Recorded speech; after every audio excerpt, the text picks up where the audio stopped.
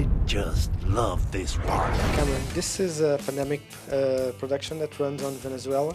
In an oil crisis. It's a very actual theme. Was it purpose or is it just a coincidence?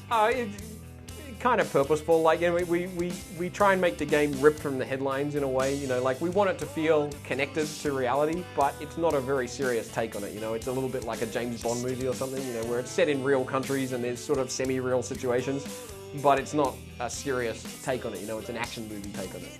You know, but yeah, we thought it would be, you know, it'd be fun and cool to, you know, there aren't many games set in Venezuela, for example, just like there weren't many games set in North Korea before. You know, we thought we'd do something a little different. You know, we didn't want to, you know, put another game in, you know, World War II or whatever else, you know, might have been popular. So yeah, so you know, it's a little bit deliberate, but you know, we're not trying to make any grand political statements. We're just trying to make an action movie. You have a game with a mercenary Yeah. that wants his money back. Yeah. A game where you can destroy everything. Yeah. It's a major conflict game. Yeah, with weapons, vehicles, all that. Yep. On Venezuela, what's the best way to present a game like this to a player that never played one of these games? Well, I hope we're doing it in the right way in Mercenaries 2. Is what we do is we start you off, you know, you start off and you're in a boat and you've got a very simple mission to do, and we try and teach you how all of the mechanics work, and we introduce you to the world and to the characters, and then gradually as you get better and better at the game, we introduce more and more elements until eventually we open up the entire map and you can just go anywhere and do anything. It's a very immersive game. Yeah, that's what we're going for. Yeah, so the play experience is we try and have very few loading screens, very few breaks in the action. You can, you know, if you can be on a mission, but you can choose to go off and do anything else. So you're not, you know, when you play the game, you know, you can sit there and you can play for 4 or 5 hours and never see a loading screen and just go from one thing to the next and to the next. And you know, so yeah, it's a very immersive experience, and that's definitely the goal. What were the major evolutions since the first game? Probably the biggest one is the addition of co-op. So the ability to play you know, with a friend is a major. That was probably the thing from the first game that most people seem to want. You know, that was something we heard back a lot from feedback. Was that, you know, wow, I wish I could play with my friend. It's kind of a sandbox game, and that's what you want to do in a sandbox is, you know, play with your friends. So that's a big one.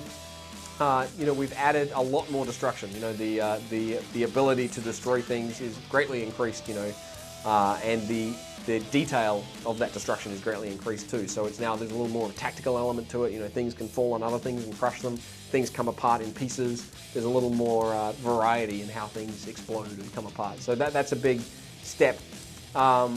And then there's actually been quite a lot of development in the style and the story and the character. We think the characters are a lot richer. We think people will be a lot more interested in the story. You know, there's a lot more depth to the story, and it's integrated a bit better with the game. Helped in any way the new console generation? Yeah, for sure. I mean, from a technical perspective, 100%. You know, like being able to, we're able to make a much bigger world and have vehicles that could travel a lot faster, and you can see, you know, kilometers into the distance. You know, like you can be at the top of a mountain and see a city in the horizon. Then you get in a helicopter, you fly to that city. You can land on top of a building and start sniping guys, and you know, we're able to make the game that much more immersive because of the power of the consoles. Yeah, it makes a huge difference. In an interview that I've read, you described Mercenaries 2 as a Tarantino that meets Bruckheimer. What is this? So, okay, well, you know Tarantino and Bruckheimer, right? Yes. So the idea was that we wanted to have the kind of Bruckheimer action, right? You know, like the stunts and jumping around and the big explosions. Spectacular. Yeah, very spectacular action, right? So that's the Bruckheimer part of the equation. Plus, you know, Tarantino does great characters and great dialogue and just really great situations, you know, really memorable characters. And so we felt like trying to put those two together would be a really sensational blend.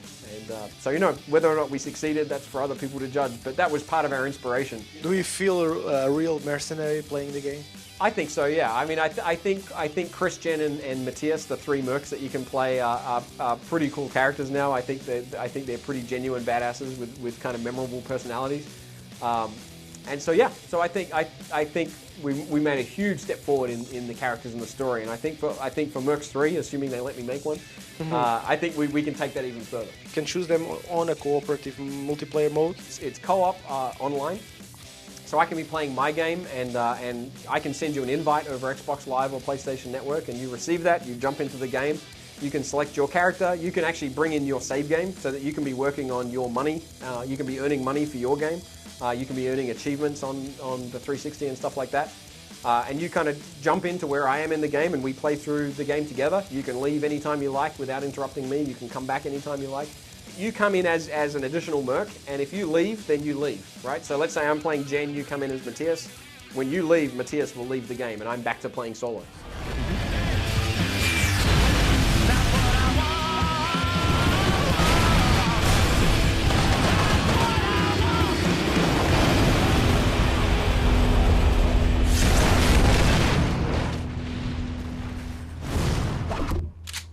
Now we can go.